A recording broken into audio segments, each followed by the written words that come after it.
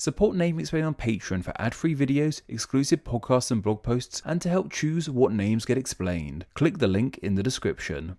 Did you know that the USA actually doesn't have an official language, despite being the largest English-speaking country on the planet, with about 225 million of its residents having English as their first language? While not official, it is seen as the nation's de facto language. It seems that stateside official languages are dealt with more on a state level. While English might not be the official language nationwide, a lot of states have thankfully declared it as their official language, though not every state, which is fine I suppose. I just find it a bit odd, but a lot of things that happen in the USA seem odd to a Brit at the best of times anyway. Nevertheless, some states have taken things a step further too. Not only have they declared English as their official language, but they've also declared a second official language too. South Dakota, in example, has declared Sioux as an official language of the state, and Alaska took this a step further by giving all 20 of their native languages official status. Today, however, I want to talk about the US state that is perhaps most closely associated with having a native language, at least I think so anyway. That of course being the state of Hawaii, and their language of Hawaiian. Hawaii is one of the US states with the strongest cultural identity. Mention Hawaii to most people and the various tropes of the state will come to mind, from ukuleles to hula skirts to incredible natural beauty. I don't think a state like Idaho or Wyoming creates an image in an outsider's mind quite like Hawaii does, and apologies if you're from Idaho or Wyoming, I'm sure your states are lovely. One of the key reasons as to why Hawaii has such a strong identity when compared to other states is because in many aspects, Hawaii has more in common with its fellow Polynesian islands than the US mainland.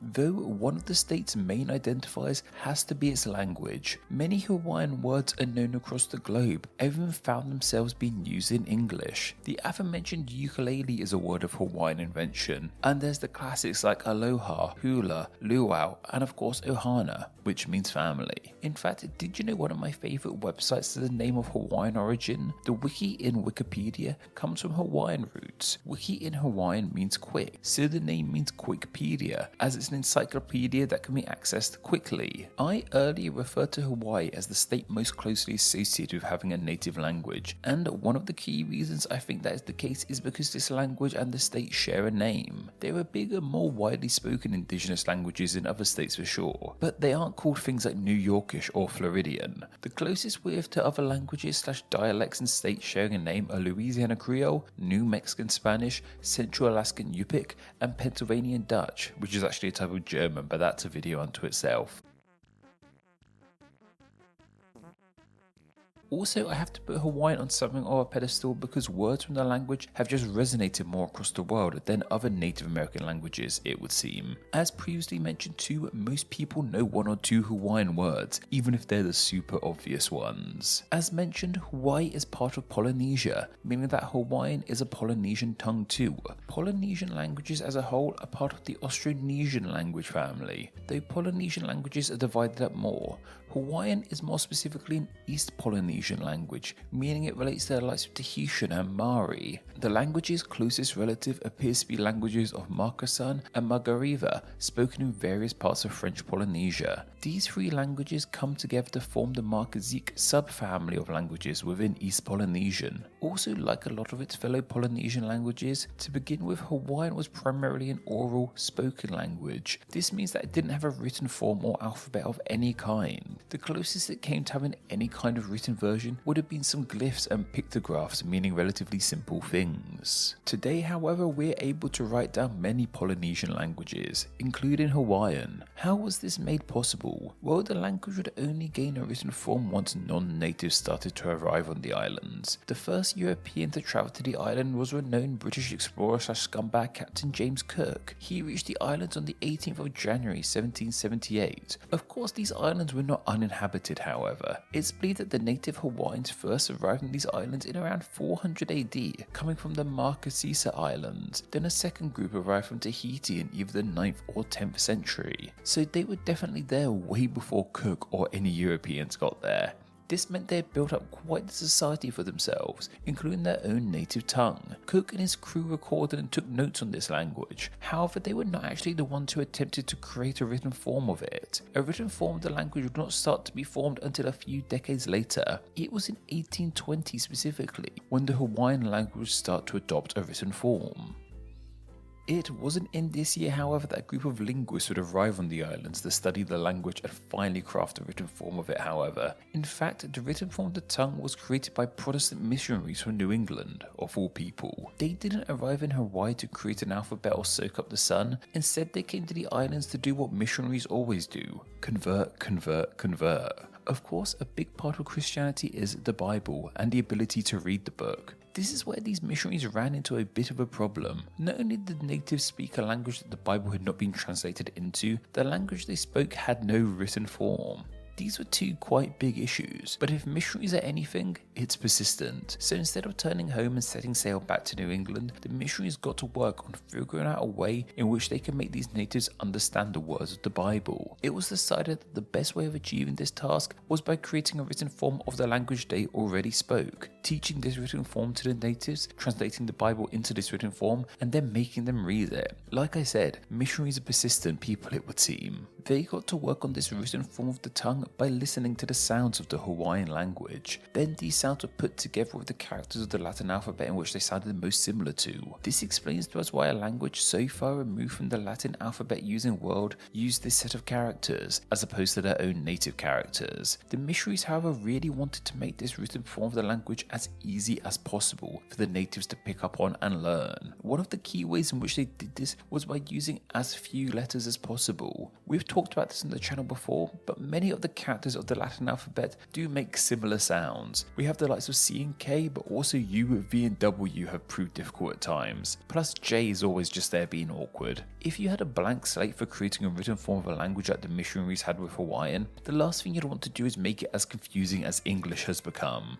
Using as minimal letters as possible really seems to have done the trick, however, as this written form did spread super quickly. By 1834, there are already Hawaiian language newspapers in circulation, just 14 years after the missionaries first arrived. I just find it absolutely mind-blowing that this written form of this ancient beautiful language came into being simply because some outsiders wanted an easy way to push their religion onto others. Though it seems to have done the trick, as the modern Hawaiian alphabet has not changed all that much since its inception. What's perhaps most startling about it to non-natives is just how small this alphabet is. I really was not joking when I said they wanted as few letters as possible. The Latin alphabet contains 26 letters, and the majority of languages that use the Latin alphabet use all 26 of these characters. The Hawaiian alphabet, however, uses just 12 of these characters. That's just under half of them. The Hawaiian alphabet uses just 5 vowels and 7 consonants. These are the vowels of A,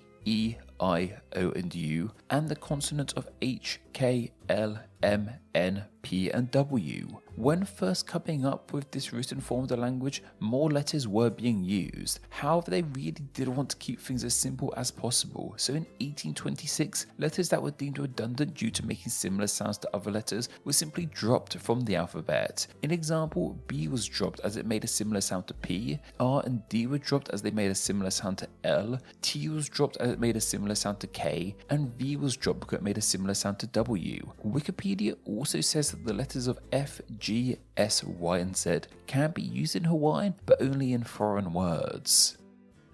Even with these extra letters, we can still run into trouble when trying to convert foreign words into the Hawaiian language, especially ones that feature letters that the language's alphabet does not have. This can be quite an issue with names. Take my name of Patrick, an example. T, R and C are not part of the Hawaiian alphabet, so to translate my name into Hawaiian, we have to be a little bit more phonetically liberal, shall we say. One site informed me that my name translated into Hawaiian would be Pakalika, which is very pretty in its own way. Issues like this, however, I do not think were at the forefront of the missionaries' minds, when all they were doing was trying to figure out the easiest way to inform Polynesian islanders about Jesus and his crew. While Hawaiian only uses 12 characters of the Latin alphabet, it actually has a 13th letter, that being the okenya, which is represented through a comma. The okenya makes a glottal stop sound. I saw it being described as the sound we make in the middle of uh-oh. It's important to the language as without the okenya, words in Hawaiian can have completely different meanings. In example, kai means see, while kai means to lead. The macron is also used in Hawaiian too. In the language it is called a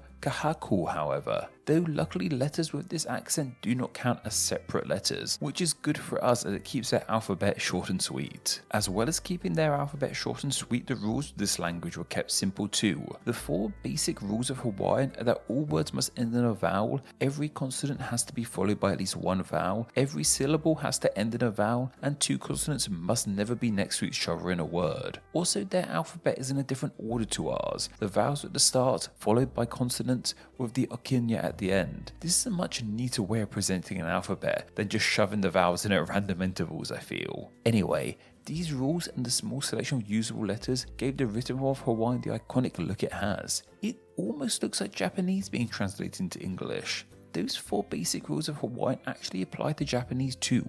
While Hawaiian and Japan do have something of an intertwined history, the 2 languages are not related, though perhaps that intertwined history inspired each other's languages. Whatever the case may be, with its tiny alphabet and its simple to follow rule set, and due to the fact it was born out of necessity and a desire to push a religion or remote group of people as easily as possible, the Hawaiian alphabet was off to the races. Unfortunately, that spread came to a halt in 1898, when the islands were annexed by the USA. Here it was decreed that only English should be spoken in government and schools. Thankfully, however, people were still allowed to speak and write Hawaiian in their private lives, and newspapers could still be printed in the language. There were fears the language would become extinct, and at times it was on the cusp of dying out. Thankfully, the 1970s saw a huge resurgence and appreciation in Hawaiian culture, and the language was able to spring back. Hawaiian is thankfully back now, with Wikipedia claiming that in 2008, the language had around 24,000 speakers. Even that dumb bird is trying to teach it to people now. Hopefully Hawaiian will stick around for many more years to come. Now, is it just me, or does anybody else really want to be sitting on a beach drinking alcohol from a coconut right around now?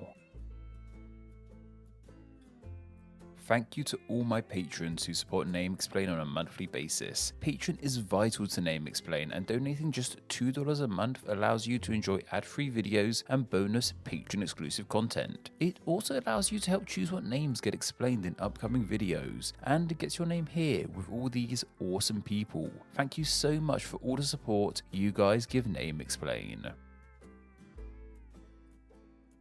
Thank you so much for reaching the end of the video. Check out another video and subscribe to stay in the loop on all things Name Explain. Don't forget to follow me on Instagram where I'm NameExplainYT, and also join the Facebook group Friends of Name Explain, both of which will be linked down below. Anyway, I hope you enjoyed this video, and once again, thank you all so much.